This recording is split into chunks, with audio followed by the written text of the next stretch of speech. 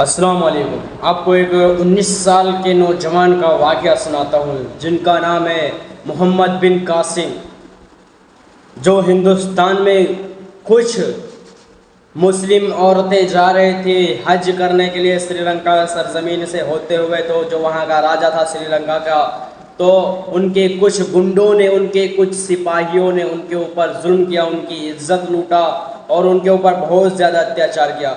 जब उन औरतें चीख कर गए क्या है कोई जो मेरी मदद कर सकता है, तो उधर से गुजरते हुआ एक शख्स जा रहा था। तो वो अरब में जाकर वो गवर्नर यानी कि मोहम्मद बिन कासिम के चचा से कहते हैं कि वहाँ ज़मीन हिंदुस्तान में कुछ हमारी बहनों की इज्जत लूटे जा रही है। तो मोहम्मद बिन कासिम उधर से गुजर रहे थे, जैसे ही उन्होंने सुने, उन्होंने कहा लब्बैक या उख्ती, ए मेरी बहन, मैं आ रहा हूँ तुम्हारी इज्जत बचाने के लिए, मैं आ रहा हूँ तुम्हारी हिफाजत करने। मोहम्मद बिन कासिम अपने चचा जो वहाँ के गवर्नर थे उनसे 10,000 का लश्कर लेकर वो सरजमीन हिंदुस्तान में आए।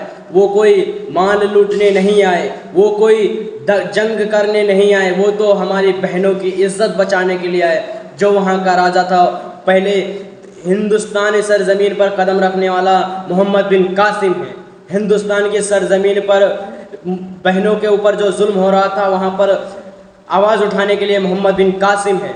जब वो मोहम्मद बिन कासिम हिंदुस्तान की सरजमीन पर कदम रखते हैं, जब वो राजा के पास जाते हैं, मोहम्मद बिन कासिम कहते हैं, ए राजा, जो हमारी बहन हज के लिए जा रहे थे उनको छोड़ दो और जो गुंडागर्दी करे उनको पकड़ के जेल में डालो। राजा का बहुत घमंड था अपने ऊपर। फिर मोहम्मद बिन कासिम ने कहा, अगर तुम्हें जंग करना है तो आ जाओ, मोहम्मद अरबी के गुलामों से करो। 3 दिन का मुकाबला हुआ था। कसम खुदा की, ना राजा बचा ना पाजा बचा, सबको तितर पितर कर दिया। और सामने 4 लाख का लश्कर था और मोहम्मद बिन कासिम के पास 10,000 का लश्कर था। मोहम्मद बिन कासिम जब मैदान में उतरे, जब वो जो सहाबे कराम पीछे थे, जब मोहम्मद बिन कासिम मैदान में जा रहे थे, जो उनके पीछे, उनसे एक बार पूछा, उनसे एक बार सलाह लिया, क्या इनके मुकाबिल हैं हम? ये 4 लाख हैं, पीछे 10,000 का लश्कर था। उन तो मालूम है उन्होंने क्या कहा? मोहम्मद कासिम, सहाबे कराम लश्कर देखकर उतरा करते थे तो हम भी लश्कर देखकर उतरेंगे। कसम खुदा की बता रहा हूँ नौजवानों, 19 साल का मोहम्मद बिन कासिम सरजमीन हिंदुस्तान में आकर उन बहनों की इज्जत बचाकर और राजा को तितर पितर करके और अल्हम्दुलिल्लाह इस्लाम का परचम लहराया।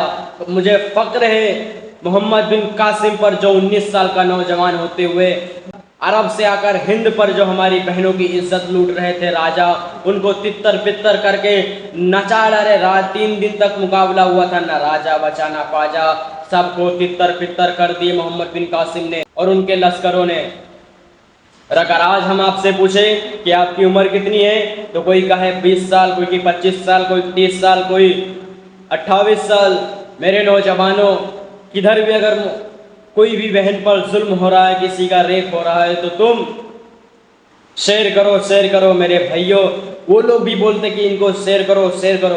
अरे मेरे भाई, तुम कौन से जंग लड़ रहे हो? तुम व्हाट्सएप की जंग लड़ रहे हो।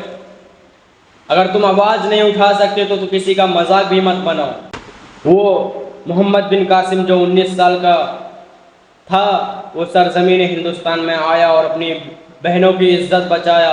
उसे कहते हैं मर्द मुजाहिद। और तुम शेयर करो, शेयर करो, शेयर करो, शेयर करो।